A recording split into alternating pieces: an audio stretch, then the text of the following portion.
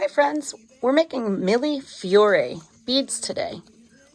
Your samples will look a little different from these, but this is a professional glass making technique, meaning 1,000 flowers translated from Italian. Your kit includes 2 pieces of polymer clay, a toothpick, string, some pony beads. You will need to have an oven, and you'll bake your item at 275 degrees Fahrenheit for 15 minutes for every 1/4 inch of clay thickness. Do not put this clay in the microwave. If you want to roll out your clay like I've done, I used a Sharpie marker or something smooth and round. I take the chunk of clay that's hard from the package and I squish it together with my hands. The longer you hold it in your hands, the warmer it gets and the more pliable it gets, which means it moves around a lot easier. So just have fun making this squishy, and you'll see that your hands will get dyed. So I want you to know you should cover your table surface with some paper to protect it. Here we go, we'll try this. I have a piece of plastic underneath my pressed out clay, and now let's squish it better. And cut the square evenly and all the way around to make the 2 colors flush and give you an even shape.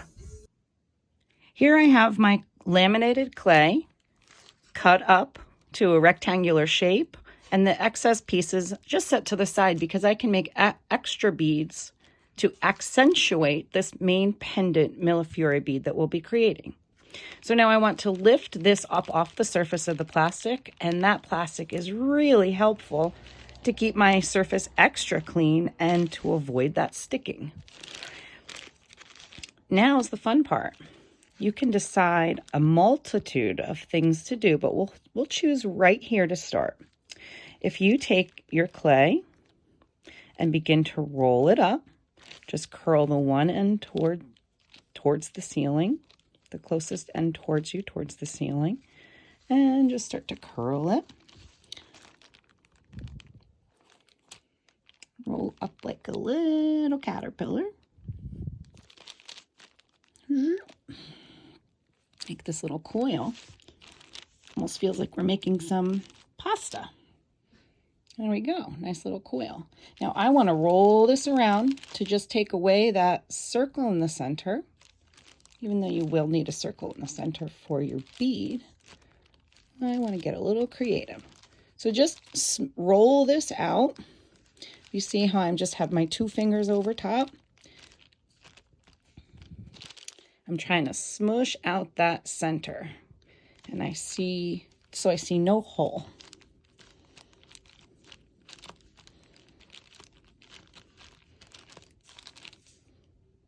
Okay, looks a lot more smushed. I'm going to smush the end, press down on the other side, and you can see already the magic that's beginning. The 2 colors are mixing.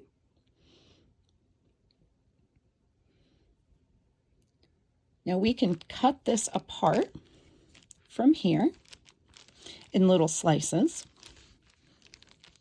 and we won't be making 1,000 flowers, but we'll be making a handful of flowers. Okay, so I rested that on the side, and now I'm just going to cut the edge flush, and let's see what we have. Oh, that's kind of cool. Pretty pattern. Okay, let's cut out several more. Now you'll find that the tool that you use to cut kind of misshapes your bead. You can lay your bead out.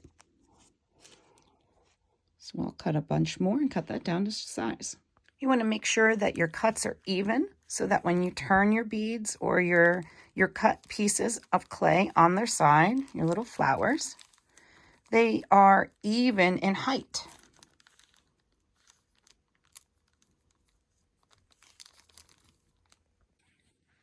There are my 5 pieces.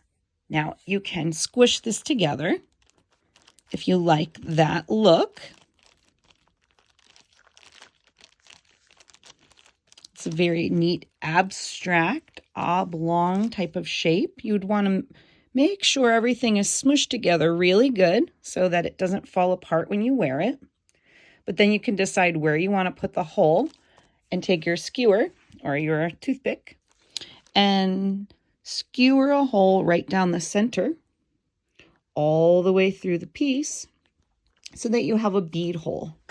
That would be something like that on a bead. So all the way through, and then you can put a string through it. So there's phase 1.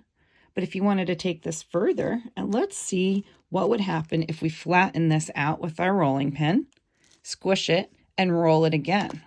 Let's go. That looks so cool. Quickest tie-dye I've ever made. Okay, so now I'm rolling it up, and I'm actually rolling towards myself, curling that end away from me, up and around. Let's actually look and make sure. Oh, do I want that on the outside or the inside? I think I want this on the outside. So let's fix that real quick.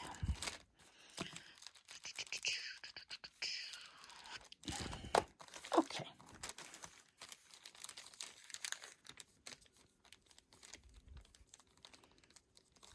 Actually, I'll roll it away from me, like I showed you in the first step. Roll, roll, roll. Oh, neat. Oh, super cool. Now I want to smooth it out so that that little end smushes in and they all become one sweet little jelly roll. And see how everything smushes back into the shape together. You can tap the ends and make sure that there's no hole in the center. And then we can take it to the chopping board once again. Or, let's show you. If you cut the edges off, there's many ideas and shapes of beads. So you can flush the end here. Here I have a different type of pastry cutter. I found that a metal tool for cutting worked better than the plastic tool. But you use what you have available and have fun. Now, if I really liked that, which I think that's really pretty, I could take my skewer and punch a hole right into the center of the bead there and go all the way through. Well, that's really one way to make Millefiori. But we cut up several flowers and reshape them into another. Pretty neat. Now I want to bake this at 275 degrees Fahrenheit for 15 minutes. What you'll want to do is decide the layout of your wearable art or your beads. So I could think, well, I want that to be my centerpiece. I could put these 2 on the sides. I could even take some of my pony beads and put them in the center as spacers. Oop. Now I'm just going to take my string and put it through the center of each bead in this order, and we'll be right back. My beads are strung on my string in my kit. And now I'm just going to take the 2 ends of that string and match them up to tie a knot. I'm going to wrap it around my finger, those 2 strings together, pull that loop off of my finger and put the end of that loop or the strings through the loop 2 times. So 1,